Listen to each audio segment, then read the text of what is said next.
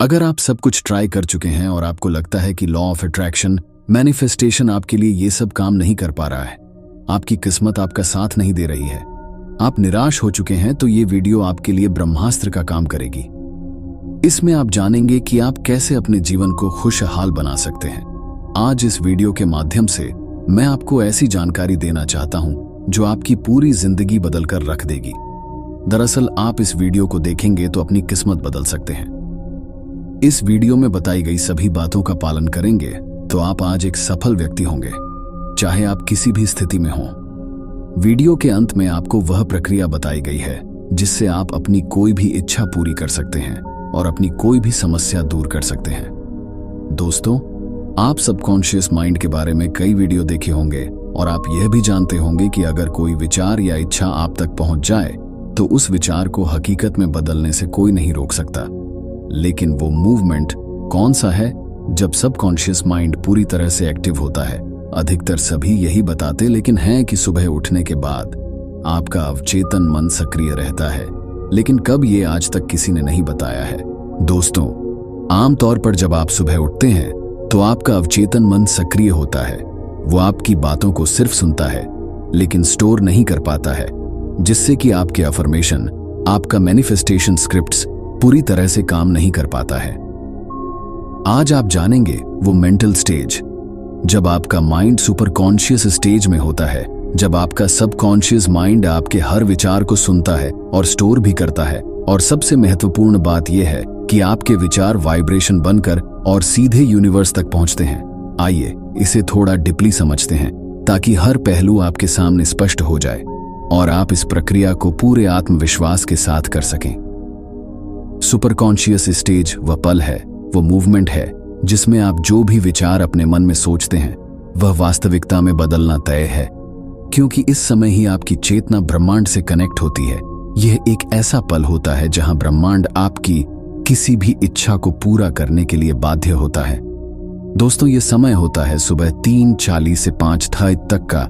इस समय को ब्रह्म मुहूर्त भी कहा जाता है और इस समय को क्रिएटर काल भी कहा जाता है। और सिख धर्म में इस समय को एक बहुत ही सुंदर नाम अमृत वेला दिया गया है, जिससे इस समय का महत्व सिद्ध होता है। ईश्वर की भक्ति के लिए यह सर्वोत्तम समय है। इस समय उठने से इंसान को उसका पुरुषार्थ, बुद्धि, स्वस्थ, लक्ष्मी की प्राप्ति होती है। उसका मन शांत और शरीर शुद्ध हो जाता है। ठीक 300 आसान पर सूर्य उस स्थान पर पहुंच जाता है जहां उसका सीधा संबंध पृथ्वी से होता है। इस समय उसकी किरणें ठीक आपके सिर के ऊपर होती है।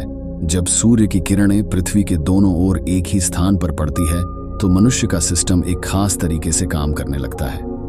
दोस्तों, यही ब्रह्मांड की शक्तियों का उपयोग करने का सही समय होता है। मैं ये विश्वास के साथ कह सकता हूं क्योंकि मैंने जिसे भी यह बात बताई उसने सचमुच अपना जीवन पूरी तरह से बदल लिया। इस समय आप जब सुबह उठते हैं, आपका सिस्टम एक विशेष तरीके से काम करता है। यदि आप इसका सही तरीके से उपयोग करते हैं तो आपको अविश्वसनीय परिणाम मिलते हैं। आप इस समय को धार्मिक और आध्यात्मिक रूप से समझें। देखिए, ब्रह्म मुहूर्त और अमृत काल वह समय है जब सृष्टि खुद को एक नया जीवन देती है। ठीक इसी समय बीज को अंकुरित होने में जरूरी मदद मिलती है। वह अन्य समय की तुलना में इस समय अधिक तेजी से विकसित होती है। ज्योतिष कहते हैं कि एक दिन में कुल 30 मुहूर्त होते हैं, लेकिन सबसे शक्तिशाली मुहूर्त होता है ब्रह्म मुहूर्त। आपके अंदर हर तरह से आध्यात्मिक, शारीरिक और मानसिक रूप से एक नई ऊर्जा का संचार करता है। ये वह समय है जब देवता पृथ्वी पर विश्राम करते हैं। रामायण के अनुसार हनुमान जी लंका ब्रह्म मुहूर्त में पहुंचे और उन्होंने सीता माता द्वारा किए जा रहे मंत्रोच्चार की आवाज सुनी और उनका ध्येय सफल हुआ था। वर्ण कीर्तिम मथिन लक्ष्मी स्वास्थ्य आयुश्च विदंती ब्राह्मे मुहूर्ते संजागृच्छिवा पंकज यथा। ब्रह्म मुहूर्त में उठने से व्यक्ति को सौंदर्य, लक्ष्मी, बुद्धि, स्वास्थ्य, आयु आदि की प्राप्ति होती है। ऐसा करने से शरीर कमल के समान सुंदर हो जाता है। आयुर्वेद के अनुसार ब्रह्म मुहूर्त में टहलने से शरीर में संजीवनी शक्ति का संचार होता है और यही कारण है कि इस समय बहने वाली वायु को अमृत के समान कहा जाता है। ब्रह्म मुहूर्त में उठने वाला व्यक्ति सफल, सुखी और समृद्ध होता है।